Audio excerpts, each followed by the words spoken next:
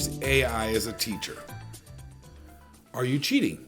Or if you're thinking about using it or you're trying it and you're saying, wow, this seems really simple, I feel like I'm cheating. Are you in fact cheating?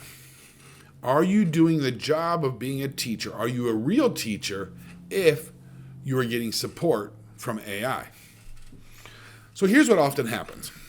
I do a workshop for a school and all the teachers are required to be there.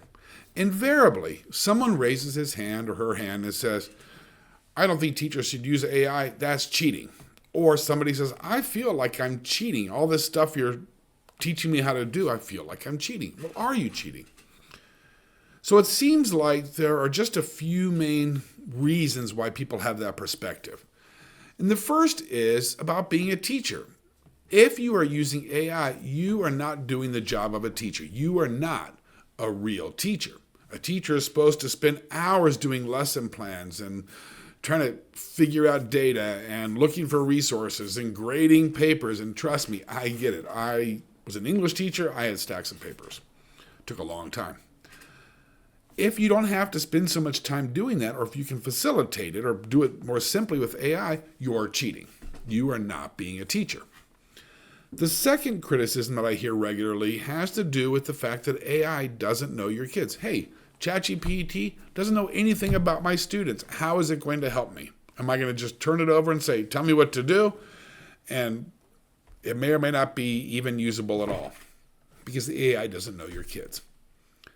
The third criticism has to do with awareness of the fact that there can be bias in the responses or hallucinations or wrong information presented like these are the facts, this is it, and it's wrong. We can't trust it. And if you're going to use it, you are not using your judgment as a teacher, and therefore you are not being a good teacher.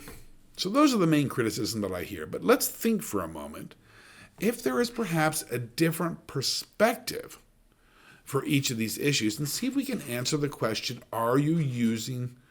if you are using AI, are you cheating? So first, what does it mean to be a teacher? And I'm going to say something a little provocative, perhaps, which is your job as a teacher is not to grade papers. Your job is not to write lesson plans. Your job is not to look at your data. Your job is not to create resources. Your job is to engage students in learning activities and learning experiences that help them to develop their academic skills and their social emotional skills. That's the job. Helping kids to develop and grow. These other things are strategies to get to the job. They're strategies to creating those experiences. So if you get some help from AI, some support to facilitate and even improve those strategies, and they help you to create those experiences for your kids, you are still doing your job. Right? We're just getting some support for the challenging, difficult stuff so that you can focus on the interaction with your kids and the delivery and monitoring and helping them to grow and develop. We're getting help with the strategies that allow you to do your job, right? That's what it means to be a teacher. And when we think about it that way, we can say, you know what? There is stuff over here which is only me, that only I can do. And there's stuff over here I can get help with. And if I get help, it doesn't mean I'm less of a teacher. It means I have a chance to be a better teacher. One of the things we know for sure is that students take a lot of energy and a lot of enthusiasm. And if these other things are wearing you out, or there's just not enough time to do them, then is detracting from your core job.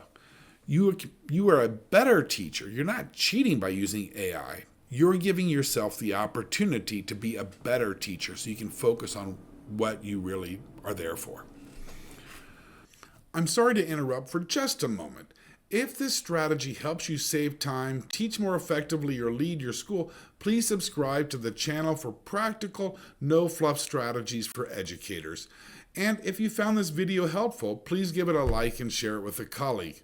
On the other hand, if you're a principal or a PD lead looking to prepare your staff for the challenges and opportunities of AI, contact us to schedule customized interactive training grounded in what educators really need. And one more thing, please make sure to click our newsletter link in the description and get your free AI starter guide, plus monthly strategies, resources, and information for using AI to improve student achievement. Now, back to the video. So does the AI know your kids? No, of course not. But you can tell the AI about your kids. My students need this. They are struggling with this. They have these specific needs over here. We teach the AI about your kids so it can tailor what it provides to you so that it is appropriate to your kids. And this is where your judgment comes in. You are the expert in your students. Your understanding of students is far better than any book, any resource, any website, any thing that somebody's going to give you. Your judgment, your professional judgment, and your compassion for the kids and your passion for the content is what is going to determine the value and the efficacy of anything that AI can do. So no, it doesn't know your kids, but you do. And you can tell the AIs about your kids, and you can make sure that the output is going to be what your kids need. You're still in control of this process. And you are still accountable for the results. So we're not taking you out of the picture. We're not taking your knowledge of the kids out of the picture. We're finding better ways to use it to make sure you're giving kids the experiences that they need. So if we think about what teachers normally do, if we think about what the teacher brings to the table, teachers know three things. They know what they've invented or tried themselves. They know what they have observed from other teachers. They know what they have read and seen. Well, your knowledge, as extensive as it might be, is still a very slim body of knowledge. Now we compare that to what the AI brings to the table, which is a much bigger source of information. So how do we tap into it? How do we take these kids and draw from this body of knowledge? Well, you do that with AI, because that's what AI has at its disposal.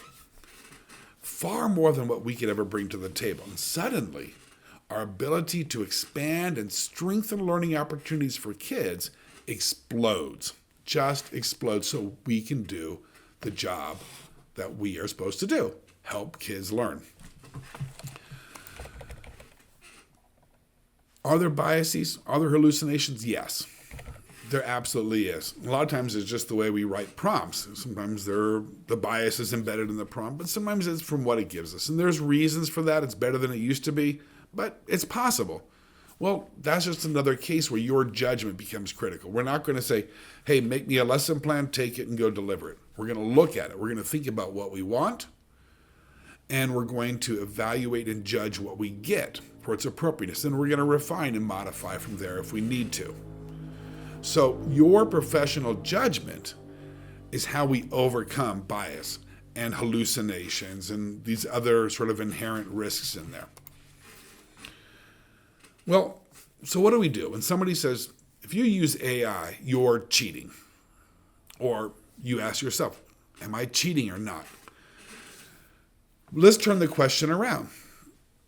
If you are not using AI, and you're not getting support, and you're not getting this breadth of knowledge, and you're not saving the time and energy that you need for interacting meaningfully with kids, are you cheating yourself? And are you cheating your kids by not using AI? So are you cheating? No. Are you failing at your job? No. You are becoming the best possible teacher that you can be with the support from AI. You will be a better teacher, and your students have better opportunities to learn when you use AI. I hope this has given you a broad perspective. I hope it's giving you some ideas to weigh out yourself as you contemplate, how do I best serve my students? Take care.